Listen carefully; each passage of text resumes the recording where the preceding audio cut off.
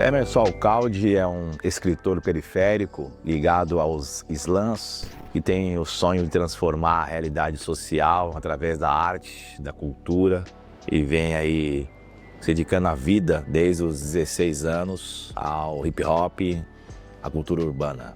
Meu interesse pela literatura ela veio através da música. Eu não sabia que era literatura, mas aquilo me pegou.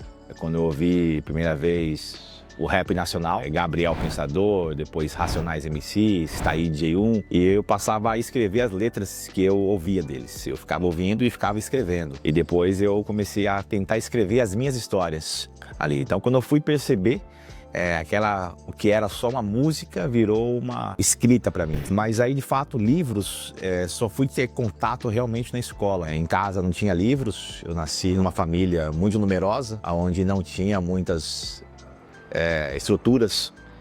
Aí meu pai faleceu, eu era muito jovem, foi morar em Itaquaquecetuba, depois nós voltamos para o Cangaíba, onde eu nasci.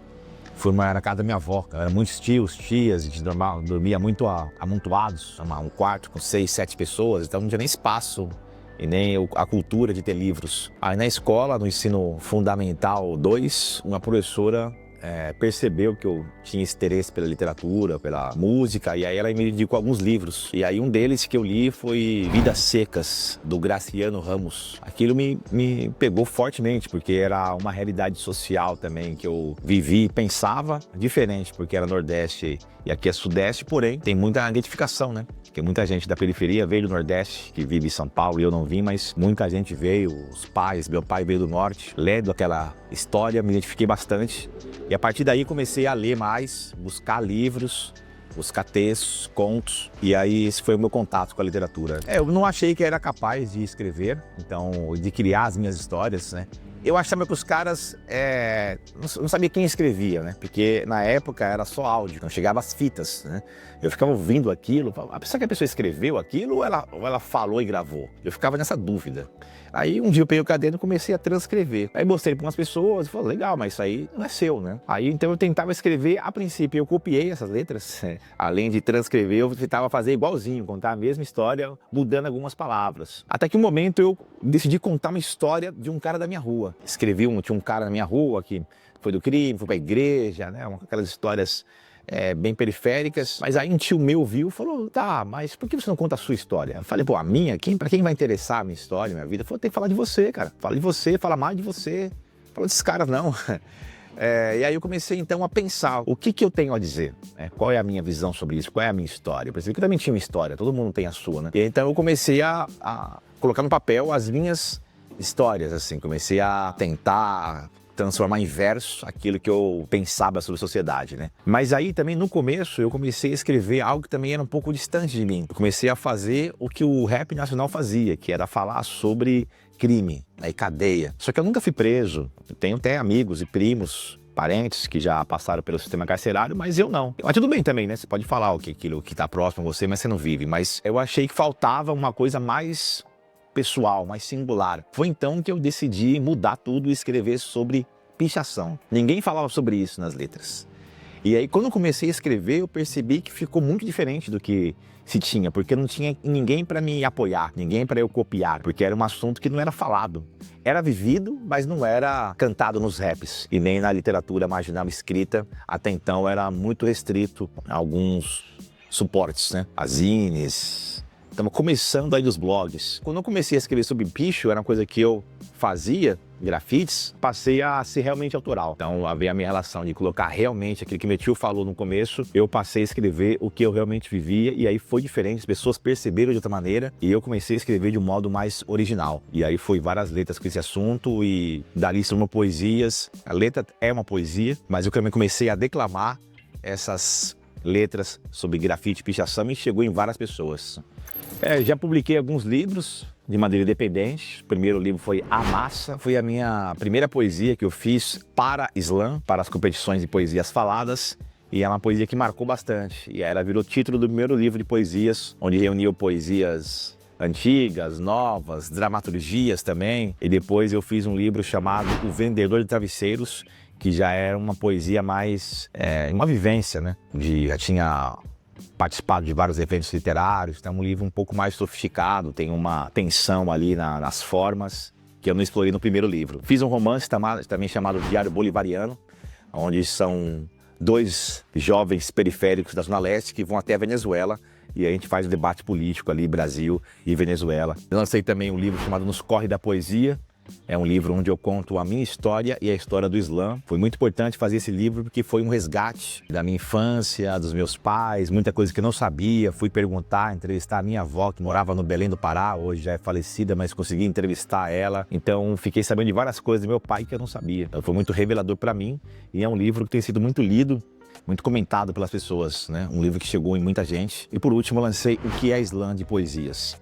Faz parte da coleção Islã, um livro para pessoas que não conhecem esse universo. Então eu conto a história, conto como é que funciona, de maneira muito básica e simples, para chegar nas pessoas que não são necessariamente envolvidas com as batalhas de poesias faladas. E agora eu vou lançar um livro chamado Café com Leite, pela editora de Heliópolis. Uma grande satisfação. É um livro que vai reunir poesias em vários momentos, são 3 partes. E por que café com leite, né? O título, ele remete tanto a uma infância, né? Aquela refeição que nós fazemos de manhã, mas também é um termo que nós usamos para a poesia que não está valendo no Islã. Então, é uma poesia também chamada de calibragem, ou de sacrificial. Então, as minhas poesias hoje, eu não faço mais parte das competições, eu ia competir durante muito tempo, né? Agora eu deixo para os jovenzinhos, foram mais de 17 anos participando de slams, e aí eu me aposentei das batalhas, mas continuo na poesia falada e focando em livros. Então é uma alegria enorme poder publicar esse livro que vai contar histórias de poesias desde a minha infância até o momento atual. São 30 poemas, tem textos de várias pessoas incríveis que eu admiro: Roberto Celadalva, Luísa Romão, professora Tâmara Rodrigues, que me homenageou numa escola na AEL, na Academia Estudantil de Letras, Emerson Alcalde, deu meu nome na MF Salgado, na cidade de Tiradentes. Então é uma grande honra ter pessoas assim tão incríveis. E para fechar, teve o prefácio de tudo de Eleilson Leite, da Ação Educativa, uma pessoa que incentiva muita literatura periférica, né, há muito tempo com a agenda cultural da periferia. E para mim é uma honra,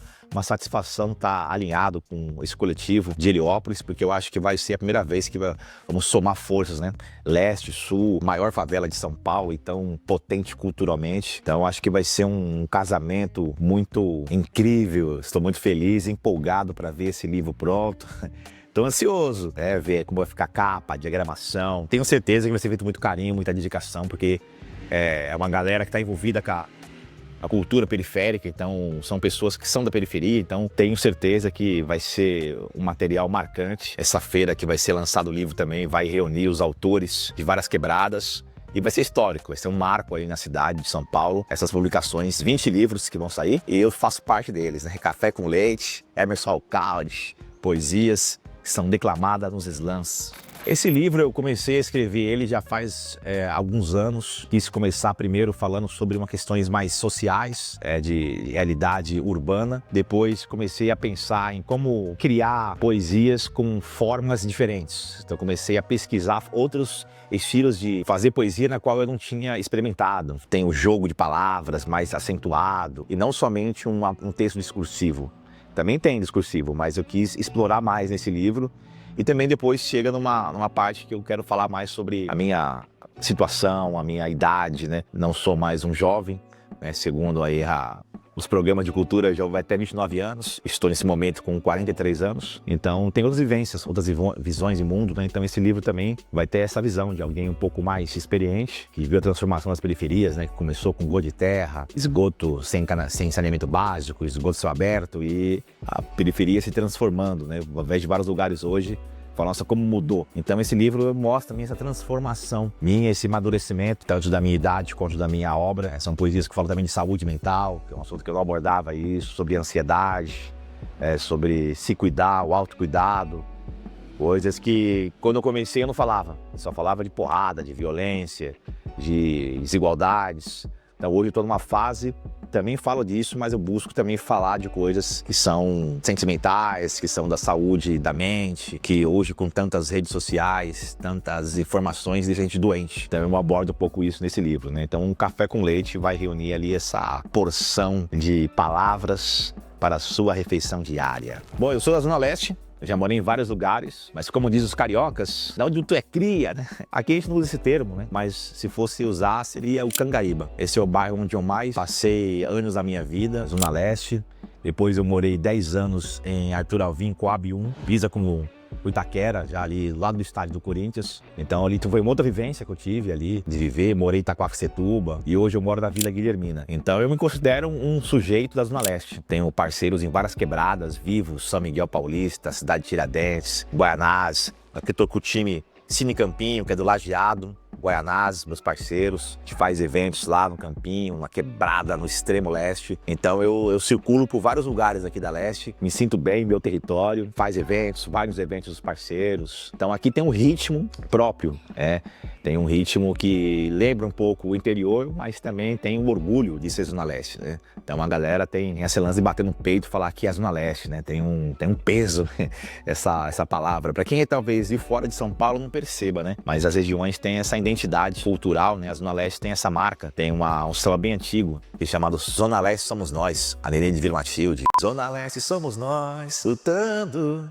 Então aí vai indo a letra. Então tem algumas marcas, né? Tem um time de futebol, de várias, já mais conhecidos, tem escolas de samba, grupos de rap, daqui saiu Consciência Humana, Tem Menos Crime, Rincon Sapiência, mais recentemente para os novinhos, Iago o próprio, entre outras personalidades que carregam a Zona Leste na sua vestimenta, na sua fala, né? Tem gírias específicas, jeito de falar que é nós, ZL na área.